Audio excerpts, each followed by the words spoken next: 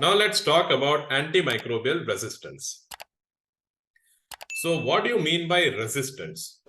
When you are trying to do something to the maximum and the person on the other side is not responding to it, that means your effort is not working at all. That is called resistance.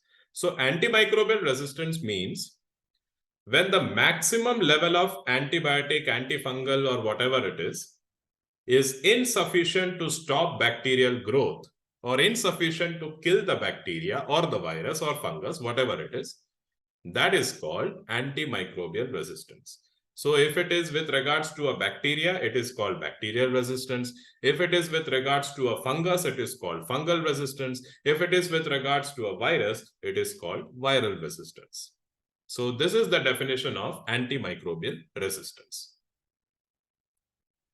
Now this antimicrobial resistance or antibiotic resistance, we actually talk more about antibiotics because we don't see so much of resistance in fungus and virus nowadays, but we see more in antibiotics. So this antibiotic resistance is actually classified into two. One is called natural and the other is called acquired. Natural means the bacteria is not at all resistant, not at all sensitive to the antibiotic right from the beginning. Means, like for example, it has been written here, like macrolide antibiotics, they are ineffective against most strains of Streptococcus pneumoniae. So that is natural resistance in which, this organism, that is Streptococcus pneumoniae, will not show any sensitivity to macrolides in majority of cases. Acquired means due to indiscriminate use of antibiotics or due to long-term use of antibiotics, the bacteria has slowly developed resistance. So maybe few years back, penicillin was effective against a lot of organisms. Now we see that penicillin does not work. That is called acquired resistance. So we have a very famous example for that, and that is MRSA, methicillin-resistant Staphylococcus aureus. So initially, MRSA concept was not there, but it started developing few decades back because of acquired resistance. And similarly, another example has been mentioned here, ampicillin-resistant Haemophilus influenza. So this is evolving now.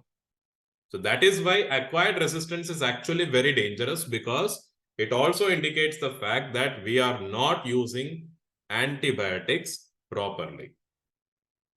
So rational use is something that we need to keep in mind. In natural resistance, we can't do anything. Okay, in natural resistance, we can't do anything.